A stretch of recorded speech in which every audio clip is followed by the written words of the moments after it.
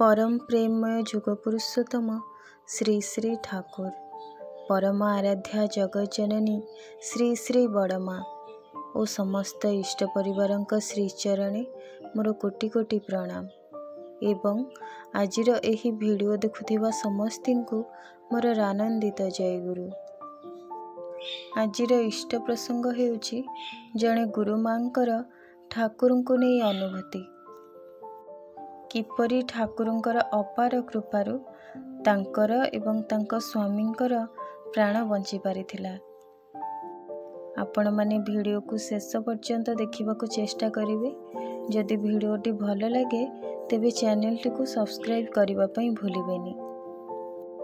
सेही मांकर नाटी श्यामा माँ। से प्रथमरु बा पितांक घरु कौनसी दीक्षा नहीं नथिले।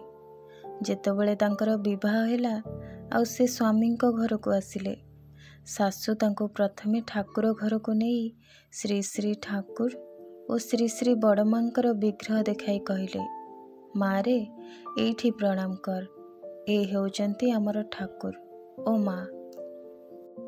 हेले श्यामा माँ मनरे प्रश्न आसुथाए जे ए केउ ठाकुर, मु एबेर आगरु केउठारे तो तांको देखिनी नाओ शुणिनी, किंतु मुह खोली किछि प्रश्न न करी प्रणाम करी आसिले।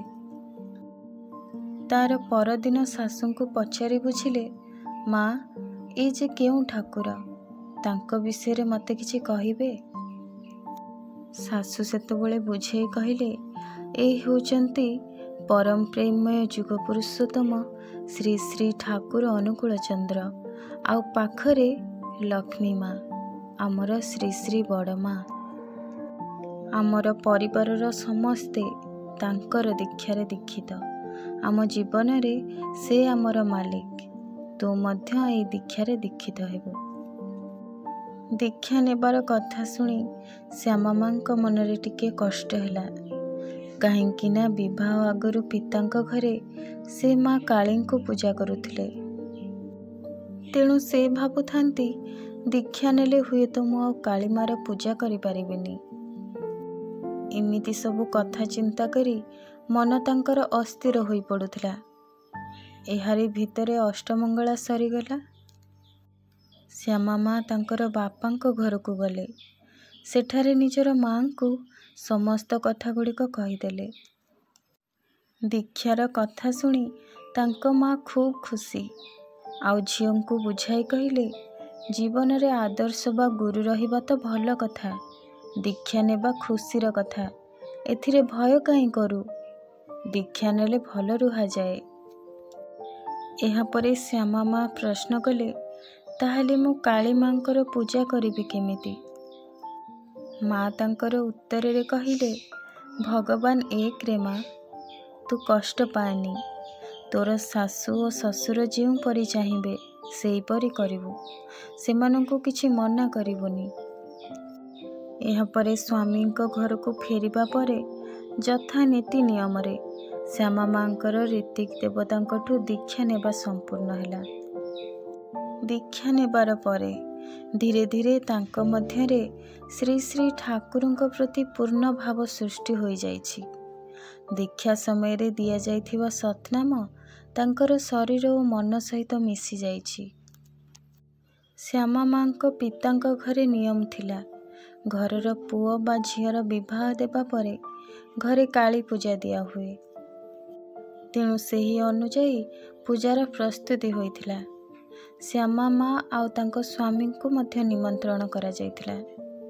बापांक घर तांकर बेसी दूर नुहे, सेथिपई स्वामी स्त्री दुहे संध्या प्रार्थना सारी साइकेल रे जाउथांती।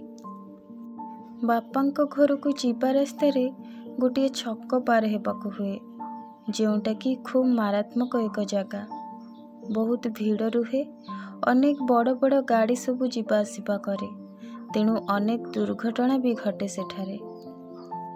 सेही रास्ता देई श्यामा माँ और तांकर स्वामी जाउथांती। हठात चारि दिगरु एक शब्द सुनागला, घुंची जाओ घुंची जाओ। सेही शब्द रे दुहे एपट सेपट चाहंती तो सेमानंकर पछरु एक बड़ आलोक जेपरी तांकरी आड़ को माड़ी आसुथाए ଏହା ଦେଖିବା ଜାଣିବା ପରେ ବି କାହାର କିଛି କରିପାରିବାର କ୍ଷମତା ବା ସାମର୍ଥ୍ୟ ନଥାଏ। ସବୁକିଛି ନିୟନ୍ତ୍ରଣ ବାହାରେ। ଭୟରେ ସମସ୍ତଙ୍କର ଆଖି ବନ୍ଦ ହେଇଯାଉଥାଏ, କିନ୍ତୁ ସେହି ସମୟରେ ଝଟ୍ କରି କେହି ଜଣେ ଯେପରି ସାଇକେଲଟିକୁ ଘୁରାଇ ଆଣିଲେ।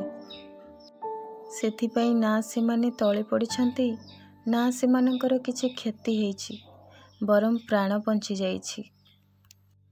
ତାପରେ ସେହି ବଡ଼ ମାଲ ଭର୍ତ୍ତି ଗାଡ଼ିଟି ପାର କରି ଚାଲିଗଲା।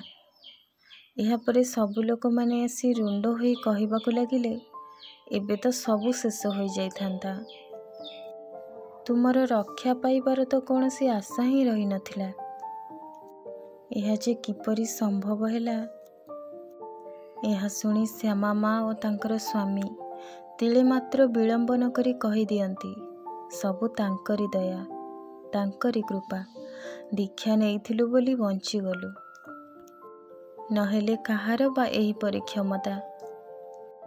ଆମେ ଏବେ ନିଶ୍ଚୟ ବୁଝିପାରୁଥିବା, ଯଦି ତାଙ୍କୁ ଆମେ ପ୍ରକୃତରେ ହୃଦୟ ସିଂହାସନରେ ବସାଇଥାନ୍ତି, ତେବେ ତାଙ୍କ ମଧ୍ୟରେ ତାଙ୍କୁ ପାଇହୁଏ, ମା କାଳୀଙ୍କୁ ବି ପାଇହୁଏ। ସେ ଆମର ପଥ ପ୍ରଦର୍ଶକ। ଆପଣମାନଙ୍କୁ ଆଜିର ଏହି ଆଲୋଚନା କିପରି ଲାଗିଲା ନିଶ୍ଚୟ ଜଣାଇବେ। ରହୁଛି, ପୁଣି ଆସିବି ଏକ ନୂଆ ଭିଡ଼ିଓ ସହିତ। ସେ ପର୍ଯ୍ୟନ୍ତ ଆପଣ ସମସ୍ତଙ୍କୁ ଜୟ ଗୁରୁ।